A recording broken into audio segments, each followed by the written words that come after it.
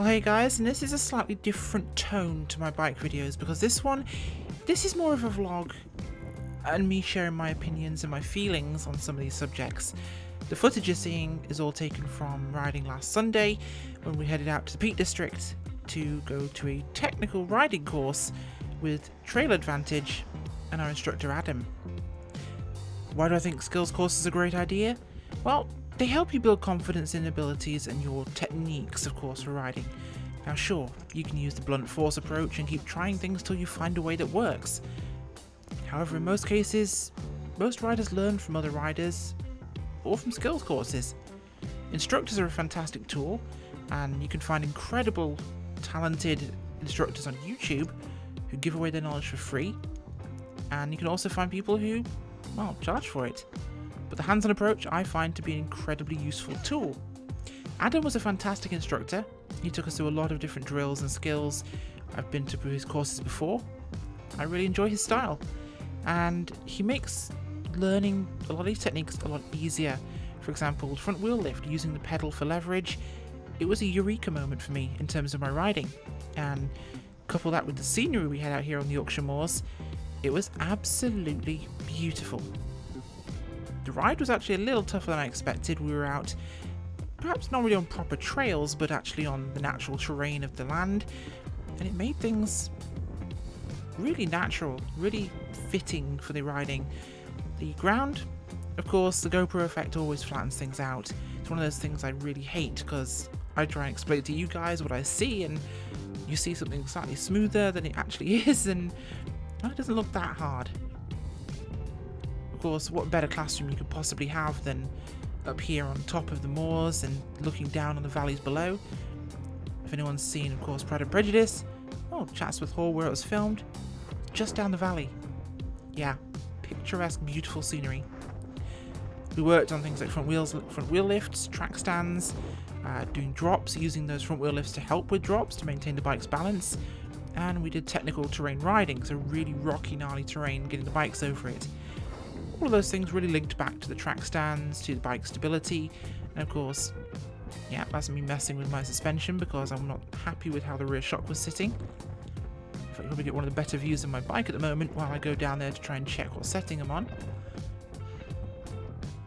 Riding up on top of this plateau was actually a really fun experience, and I rather enjoyed hitting some of these rock features. That one was about a foot or so. Not too big, but enough. I found my confidence centers from coming really fast through features like that, and it gives me more comfort on the bike, and that's, to me, the bigger feature. Of course, here, well, my speed was a disadvantage because people had parked in my landing area, so I had to slide the bike out to avoid hitting them. Not the classiest, but safer than riding into people. What I really wanted to talk about in this video is actually my personal confidence, and which is why, of course, I'm on this course at Trail Advantage. I wanted to find a way to channel my confidence and to build my confidence. If anything, that's been the biggest detriment to my riding, and I'll explain it this way. If you're not confident, you approach a feature, you probably go slower, you falter, you slow down.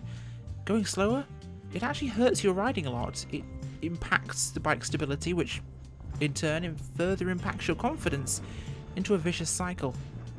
And in this sort of situation, it meant that you make more mistakes. Gaining confidence with a great teacher like Adam, and with other people who've been helping me, it's helped me become a more confident rider, which means I attack features with more speed, with more precision, I place the bike better, and it means I actually end up having a better time, which makes me more confident. And that for me has been a big secret. Personally, I'm not a confident person. I'm actually kind of timid, which you wouldn't believe. I have no real faith in myself. So achieving what I'm doing, it's been a real big boost for me, my riding and personally. Finding that I have something that I can do, something that I enjoy, and something I'm getting a lot better at. If you've been watching any of my mountain biking videos, you'll know that there's been a steady progression. In fact, quite a significant progression since, of course, when I first started posting these videos back in, I think it was November. You've gone to see me from being sketchy and slow, posting about, I'm having a lot of fun riding a mountain bike, to actually attacking trails, starting to get my wheels off the ground, starting to jump, starting to hit more interesting technical features, more advanced trails, and it's going to make the series better. And I really enjoy this because it's showing you guys where I've come from as a rider. What I meant to happen in this series was for you to see me advance as a rider, follow my journey and see an average person start out on something and get good at it, or get better at it more importantly. Because I want this to be partially a documentation of my own riding, but also something people can watch and think, well, if she can do it, so can I. Of course, riding back here, if you see in the footage, we start to head back down across the moors and, well, I wanted a blast. I hadn't gone particularly fast all day, and something I've actually really started to enjoy in riding is the sensation of speed. And with a bike that has 160mm of travel front and rear, this would have been fairly bumpy and disconcerting on a hardtail or a solid frame bike, but on my Specialized, I just let the brakes go. In fact, that's something I've been doing a lot more of recently. I've just been releasing the brakes and going for it. It's been incredibly satisfying, and seeing the results of not falling off and hurting myself has been huge for my actual riding confidence. Of course, apparently, I really haven't worked out how to handle gates. Yeah, gates are tricky. Of course, the countryside code does say if you open a gate, you must close it. That is the rules of the countryside. So of course, gotta be careful with these sort of things.